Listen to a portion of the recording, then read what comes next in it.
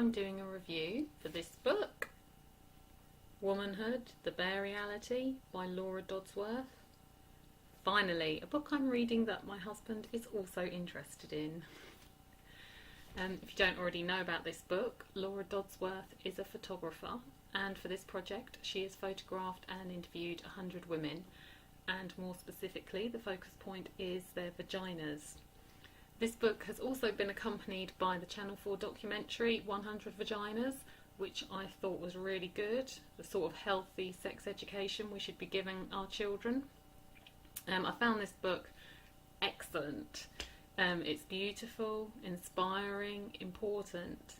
In the introduction, Dodsworth makes a really valid point that most straight women have never seen a vulva up close. In many ways, we're more of a mystery to ourselves than anyone, at least physically. This book is explicit in its physical examination of the vulvas of the women involved, but in a much more important way, it's just as explicit in its emotional examination of the women and their relationships with their vulvas in the interviews. I loved hearing these women talk about their experiences. So personal, so honest, so much what it is to be a woman. It brought out a lot of love from me. Every woman is amazing. There was huge variation in the women's stories, with one common theme: how much we carry with us that we keep hidden. Some stories were heartbreaking, some were exhilarating. Each one was refreshingly honest. Life is so rich with emotion, highs and lows, and so much of it is tied in with the themes of these women's stories: sex, birth, abuse, pleasure, fulfillment, loss. The honesty of the women involved in this project really touched me. I want my daughter to read this book when she's older, and my son, and my mother, and my sisters, and everyone really. Every woman's story was important, and the texts were really well edited. From such a short excerpt, the reader could really feel a connection to each woman. The interviews with the women left me feeling really emotional. I've recognised things that they've talked about in their experiences, things that I can relate to, things that make me laugh out loud, as well as things that I've tried to forget, and things that I'd barely registered. There are also things that I don't relate to, and sometimes these make me feel sad for the woman's experience, and sometimes they make me feel incredibly proud of her, or both. Mostly the women's experiences have made me feel emotional because they are so honest. It's rare that we ever speak to others about our experiences with our vaginas, from sex and giving birth to periods and when things go wrong. What's happening with our vaginas matters to us, but more often than not, we dismiss the importance of our experiences. This book was not judgmental at all. The pictures and stories were told without any narrative opinion.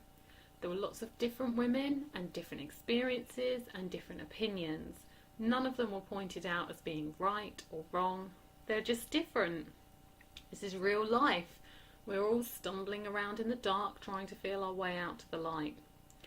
This book quickly became much less about the pictures and more about the women involved, and more about what it is to be a woman, and more about how our society treats women. Having said that, the pictures were still a very important aspect of the book. This book certainly proves that vulvas don't come in any standard shape, size or colour, and that's amazingly reassuring for most women. There is no point in comparing, they are all different. It was also interesting to hear how differently women orgasm. I was impressed by the amount of pubic hair in the book. A woman can be made to feel that she's the only one left without a Hollywood. Years ago, I read a woman asserting that pubic hair is the badge of womanhood. Removing it makes us a child again. It made me realise that I wasn't removing so much of it for my own benefit, and I didn't really like it. This book convinced me even further. Pubic hair really complements a vulva. It looked so exposed and brutal without it. This book was very long. 100 Vaginas is actually quite a lot to work your way through. but it never got boring. I was impressed by the sheer variety of women. Dodsworth is a true artist. She has presented a thing of beauty which draws out emotion and makes the reader think deeply. This book is excellent in content and beautifully done. I'm really glad I've read it. I was impressed with the TV documentary, and I'm even more impressed with the book. And now I really want to read Dodsworth's first 2 books of the series. That's Breasts and Penises, if you don't already know. Okay? Thank you.